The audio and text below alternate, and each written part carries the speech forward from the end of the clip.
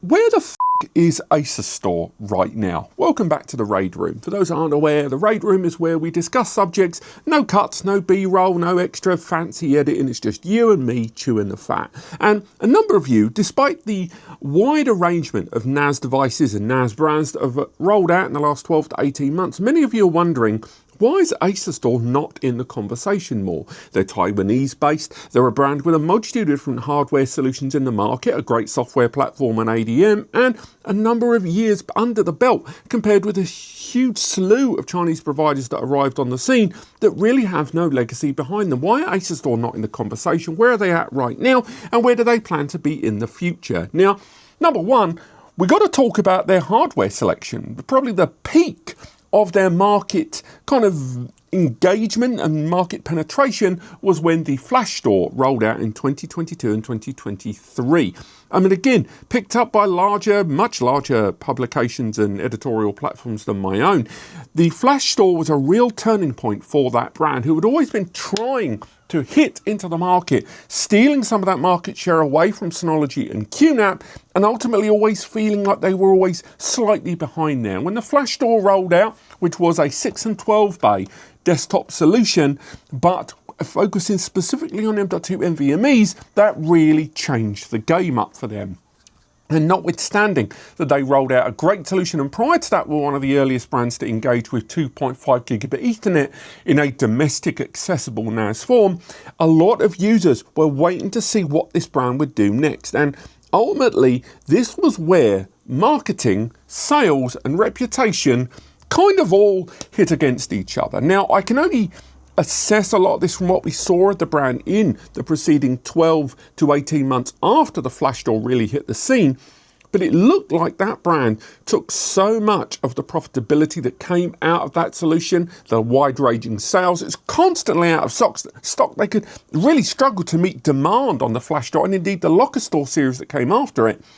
But after that, so much of that went into development of the follow-up. If not the follow-up, then an adjacent series. And this is where the comms for the brand kind of fell apart. We will talk about where Asustor sit compared with the likes of Synology, QNAP, TerraMaster, Ugreen, blah, blah, blah later on.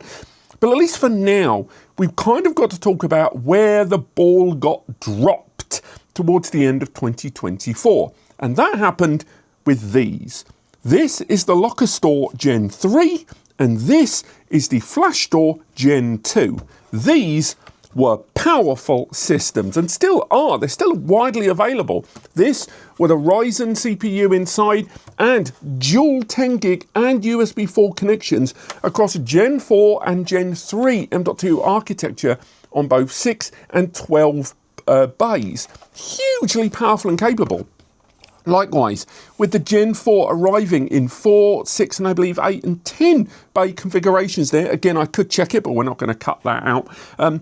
Arriving with the same CPU, 10 gig, 5 gig, USB 4 connectivity, Gen 4 M.2 NVMe's, 4 M.2 slots as well. It was hench AF.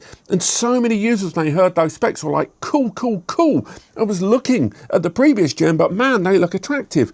And this is where it all went wrong, because they went with that naming convention where it was the Flashstor Gen 2 and the Lockerstor Gen 3, but the price and hardware architecture was so vastly different that many users saw these as, shall I go for this 500 quid box, or do I get this 1,500 to £2,000 box? It was an enormous change in pricing, and it really, the perception of these solutions, again, just from a PR stance, but also public conception stance, went really poorly. So many users were like looking at the newer generation box, and criticisms were coming out of the wall because so many users were looking at this as a replacement, as a refresh. But of course it wasn't. It was running parallel. The original Flashstor and the Gen 2 were designed to run side by side. And that naming convention really didn't lend well to the way it was going to be rolled out. And unfortunately led to a great deal of miscommunication. And a lot of users then were no longer looking at the old device, because if you go down the road of calling things Gen, you suddenly don't want to go for the older one. But at the same time, the newer gen was way, way, way too expensive in that portfolio. Now, they could have remedied this by calling it a Pro, giving it a completely different naming convention. So many ways they could have addressed it, and almost certainly they're going to be readdressing some of their solutions in the Drivestor, Lockerstor and Flashstor series coming 2026. No doubt some of these are going to see refreshes and upgrades, and how they're going to approach the naming convention then, I don't know. And this is what I mean about, it sounds silly, but the naming convention of these solutions is actually really, really important, because unlike people like yourselves that are watching this video are deep, deep, deep in the weeds, the majority of conventional buyers don't, they're not deep in the lore.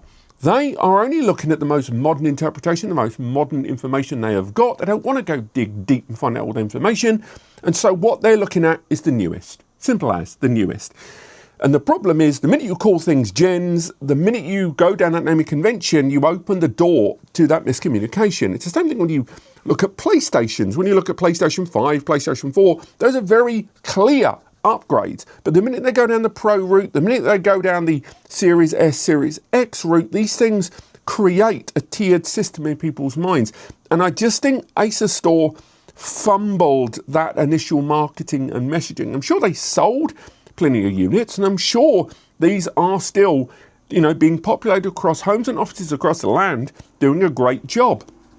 But there's no denying that that definitely harmed the initial presentation of Lockerstor and Flashstor series devices. Now, where are they at right now? Well, let's talk in terms of hardware. They are retrofitting a number of their existing portfolios to fit now with 5 gigabit networking. We're starting to see the Plus series, so we're seeing the Gen 2 Plus series of devices. Again, naming conventions are key, but still nonetheless, they're at the very least scaling up a lot of their 2.5 gig devices to arrive with 5 gig by default there.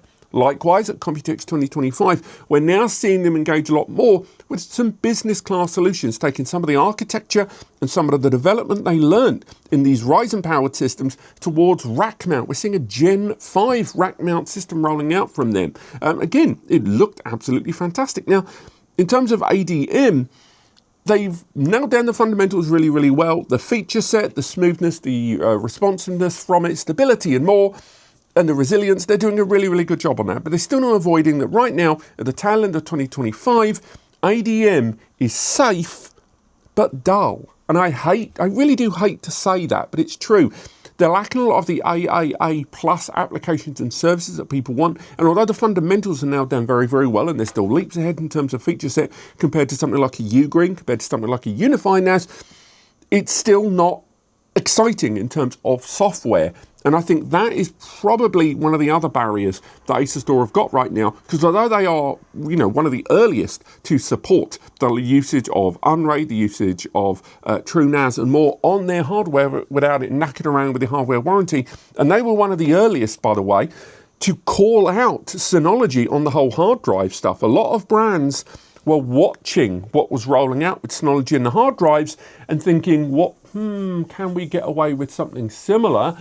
They didn't. They were very loud and proud, very early doors, calling it out. So you've got to give them respect for that. But still, nonetheless, at least right now, the existential problem almost that Asustor has as a brand is that up until recently, their problem was fighting against Synology, QNAP, and to a lesser extent, TerraMaster.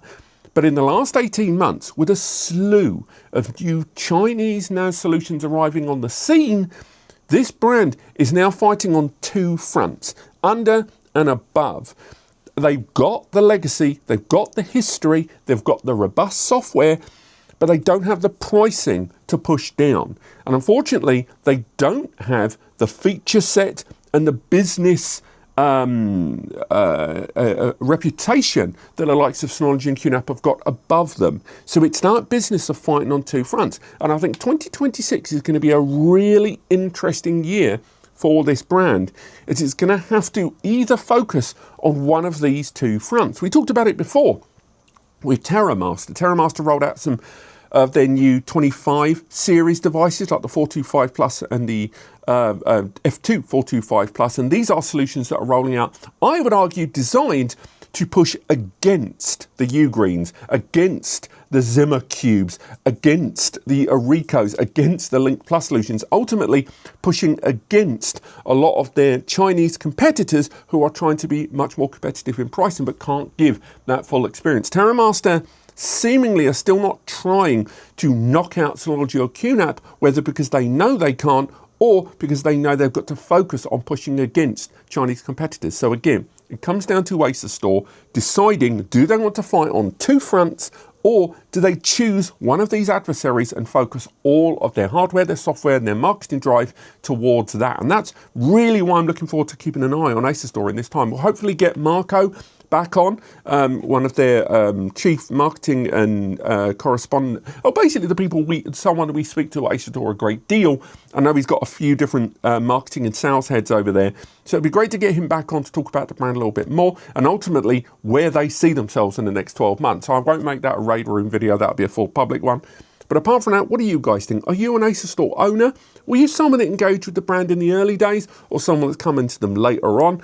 Maybe you came to this video because you were wondering whether their newer or older generation solutions are worth your money and your data. Let me know. But apart from that, this has been a Raid Room, and I'll see you next time.